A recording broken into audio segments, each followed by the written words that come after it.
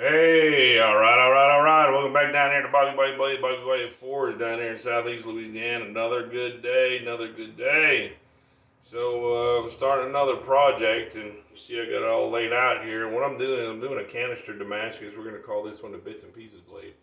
And basically what that is I have all pieces of Damascus that I have cut off of other blades, and I saved them over the year. I put them in a box and saved them up. And what I did is I put these into a rock tumbler, and I polished them all up for like a month. And then I soaked them in a solvent like brake clean or a cleaner, just to get all the grit and get all the oils off of them.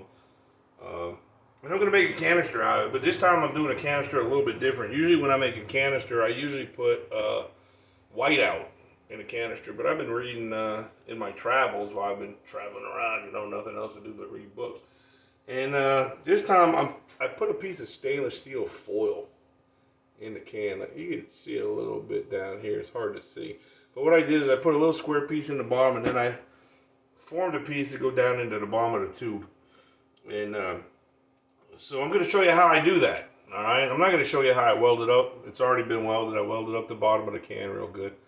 And when I'm done, you put a cap on it, and then you weld that up. But I don't know how the camera's going to take to welding, so I'll do that later. So what I like to do first is I got some 1095 powder here. And I always put a spoon of 1095 powder down in the bottom of the can first. And that just gives me a little bit of a base. So I shake that, and I always do it in a bowl. And the reason I do it in a bowl is because, like everything else these days, nothing is cheap. So whatever I spill, I put back into the can and I save it. So once I put the powder in the bottom of the can, I'm going to take some of these bigger pieces and just drop them in. Like I said, these are all bits and pieces off of some blades I made before. Now I got two big pieces in there, so I'm going to throw a couple of smaller pieces in. And some of these are big chunks, and some are just little small pieces. I'm going to drop them in and give it a shake to help try to fill the voids up a little bit. And we'll put some more of the smaller ones in. Let's put another big one in. You know what? Let's put another big one in over this way. And I got a little tool here I use to help line them up, because I want to get them in there so that the powder is going to flow pretty evenly down once I put the powder in. So there's another small one. Let's put another good chunker one in there. I got room for a chunker. And I really don't care how they go in, just so that they go in. So here's some more smalls. Let's see, let's get all the small ones and put them in, fill up them voids. I'll put one in over there. Let's see, let's put this pretty good one. We're gonna set this one up on edge because it's a pretty good piece. So we got room on the side there for that. We'll put that one in that way. And I always take my little hammer. I just tap it as I go, and that just helps getting that metal as compressed as it could be. So I got another chunker here. Here's another little piece. I'll put that one in there. Like I said, this is willy-nilly. This is all kinds of different patterns that I've made. So that's basically what it looks like right there. All right. So now what I do is I take the powder and I just start spooning it in. And I'll put 2 or 3 spoons in it. My third spoon. And then I take my hammer and I tap it. And what that tapping does, it gets all that powder to go into all them gaps where that metal sits. And you'll see some videos where people have like a sawzall where they bounce it. I don't do that. I mean, if you tap it good enough, and it usually takes a pretty good amount of powder to fill them gaps. So there's 6 teaspoonsfuls or tablespoons or whatever. 6 spoonfuls. So you just keep tapping. And as you can see, the powder is starting to fill up the voids. Tap it on the bottom a couple times, just make sure we got it down in there. And this gets pretty heavy, because this is actual 1095 metal powder. So put some more in there. We'll tap it, push this over to the side a little bit. And put some more in. And give it a tap.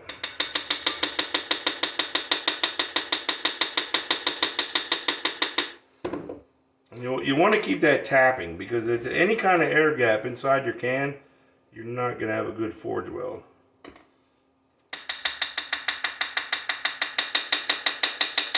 Alright, so we look like we're pretty full. So I'm going to dump a little bit of this out only because I need a gap at the top. Alright, so that's what we got now. So now what we do is I cut a little stainless steel square and I put that on the top. And then I cut a little piece that's going to actually fit inside the tube. And the reason I want it to fit inside the tube is when you compress this, all your pressure is going to want to blow out. And if both caps are on the back sides or on the outside of the tube, you have a tendency of maybe bulging your tube. So, you know what? I'm going to try to swing this camera around and see if we can't get a good shot of me welding this up. So I TIG weld it up. Let me move the camera and see if I could get a good shot of my vise here. Yeah, that's a pretty good shot right there.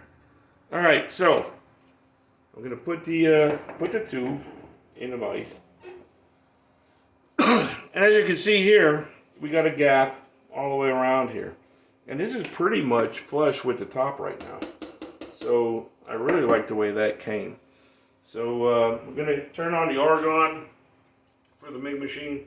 And we're going to get the welding hood on. And the proper PPE, the gloves, because you get splashed with some splatter if you don't. So I'm going to hook my ground up to the vise. Turn my welding machine on. And I'm gonna weld the top of this solid. So as soon as I'm done, you'll see what it looks like. So here we go.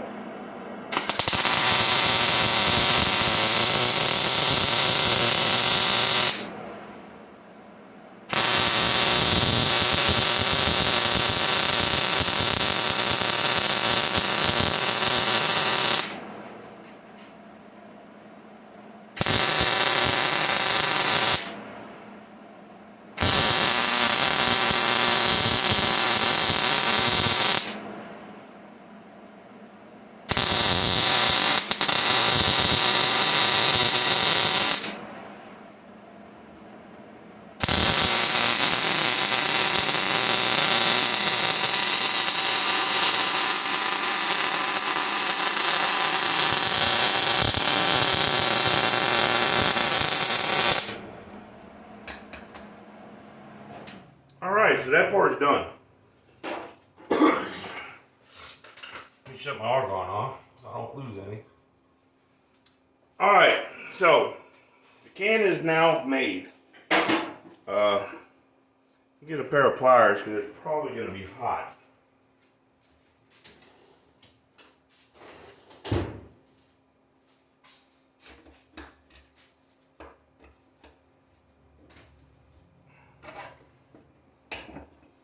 Alright, so you can see how I welded the top of the can completely solid.